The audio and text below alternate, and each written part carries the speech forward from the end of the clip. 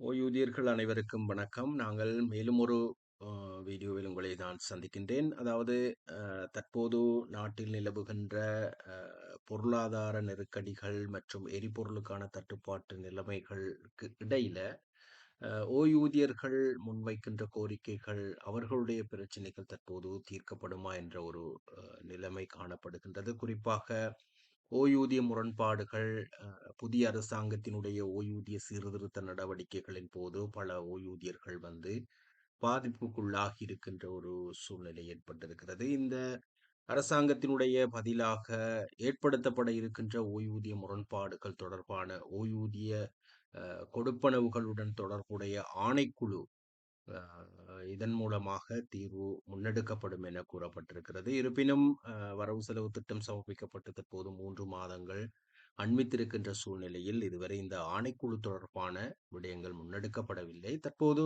அரசாங்கத்தினுடைய செயற்பாடுகள், குறிப்பாக சர்வதேச மட்டத்தில் ஏற்பட்டிருக்கின்ற எரிபொருள் பிரச்சனைகள் மற்றும் அதனுடன் இணைந்த பொருளாதார நடவடிக்கை சீர்படுத்தல்களில் அரசாங்கம் கூடுதலான அக்கறையுடன் செயற்பட்டு வருகின்ற ஒரு சூழ்நிலையில் இந்த ஆணைக்குழு தொடர்பான விடயங்கள் தற்போது பின்தள்ளப்பட்டிருக்கின்ற ஒரு சூழல் காணப்படுகிறது. குறிப்பாக புதிய அரசாங்கத்தினுடைய அந்த சீர்படுத்தல் ஒன்று ஏற்படுத்தப்பட்டது. அதாவது 2025ஆம் ஆண்டில் மற்றும் அதன் பின்பு ஓய்வு பெற இருக்கின்றவர்களுடைய ஓய்வூதியம் 2025ஆம் ஆண்டு வரை ஓய்வு பெற்றவர்களுடைய ஓய்வூதிய கொடுப்பனவை விட பன்மடங்கு அதிகரித்த ஒரு சூழல் காணப்படுகின்றது. இந்த ஓய்வூதிய முரண்பாடு உங்களுக்கு தெளிவாக தெரிந்திருக்கும். ஒருவர் 2024/12/31 அந்த திகதியில் ஓய்வு பெறுகின்ற போது பெறுகின்ற ஓய்வூதிய தொகையை விட மிக அதிகமான ஒரு தொகையை 2025 ஜனவரி 1ஆம் தேதி ஓய்வு பெற்ற ஒரு ஓய்வூதியர் பெற்றுக்கொள்ளுகின்ற ஒரு சூழல். புள்ளிவிவர ரீதியாக சில அடிப்படை சம்பளங்களை வைத்து நீங்கள் பார்க்கின்ற போதும் இதனை தெளிவாக உணரக்கூடியதாக இருக்கும். இந்த முரண்பாடை தீர்ப்பதற்கு அரசாங்கம் சில யோசனைகளை முன்வைத்தது. இருப்பினும் 2026 வரவு செலவு திட்டத்தில் அது தொடர்பாக எவ்விதமான செயற்பாடுகளையும் அரசாங்கம் முன்னெடுக்கவில்லை. முன்பதாக அவர்கள் கூறுகின்ற கருத்து என்னென்று கேட்டால், 2020 வரை 2020க்கு முன்பு 2020 ஒன்றுக்கு முன்பு ஓய்வு பெற்றவர்களுக்கு ஏற்பட்ட அசாதாரண நிலைமை, அவர்களுடைய ஓய்வூதியம் சரியான முறையில் அமுல்படுத்தப்படாத ஒரு சூழல் காணப்பட்டது. முதல்ல அந்த பிரச்சனையை தீர்ப்பதாக அரசாங்கம் கூறியிருக்கிறது. அந்த பிரச்சனை தீர்க்கப்பட போது 2027ஆம் ஆண்டுல.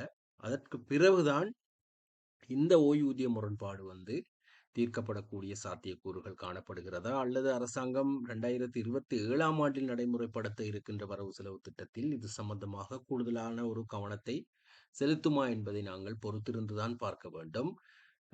இவ்வாறான ஒரு சூழ்நிலையில் நாட்டில் ஏற்பட்டிருக்கின்ற இந்த அசாதாரண சூழ்நிலைகளில் 2024ஆம் ஆண்டுக்கு முன்பு ஓய்வு பெற்றவர்கள் மிக பெரிய அளவிலான பிரச்சனைகளை, பொருளாதார நெருக்கடிகளை சந்தித்து வருகின்றனர். ஆனால் 2025ஆம் ஆண்டுக்கு பிறகு ஓய்வு பெற்றவர்கள் ஓரளவு பொருளாதார விமோசனத்துடன் வாழ்ந்து வருகிறார்கள். இது இலங்கையினுடைய ஓய்வூதிய துறையில் ஏற்பட்ட ஒரு பாரிய பின்னடைவாக கருதப்படுகிறது. பொறுத்திருந்து பார்ப்போம். ஓய்வூதிய ஆணைக்குழு நியமிக்கப்படுகின்ற போது இந்த ஆணைக்குழுவுக்கு புள்ளி விவர ரீதியாக சில தகவல்களை முன்வைக்கின்ற போது இதுக்கு தீர்வு நிச்சயமாக கிடைக்கும் என எதிர்பார்க்கப்படுகிறது. ஆணைக்குழு ஒரு அறிக்கையாக இந்த விடயங்களை அரசாங்கத்துக்கு முன்வைக்கின்ற போது அரசாங்கம் அதனை அமுல்படுத்த வேண்டிய ஒரு தேவை காணப்படுகின்றது. நியாயபூர்வமாக முன்வைக்கின்ற சில கோரிக்கைகளை இந்த அரசாங்கம் கவனம் எடுப்பது மிக அவசியமாகிறது. எனவே இது சம்பந்தமாக மேலதிகமான தகவல்கள் ஏதாவது கிடைக்கப்பெறுகின்ற போது அதனை வழங்குவதற்கு தயாராக இருக்கின்றேன். எங்களது யூடியூப் சேனலுடன் தொடர்ச்சியாக இணைந்திருங்கள். மேலும் ஒரு வீடியோவில் உங்களை சந்திக்கின்றேன். அதுவரை நன்றி, வணக்கம்.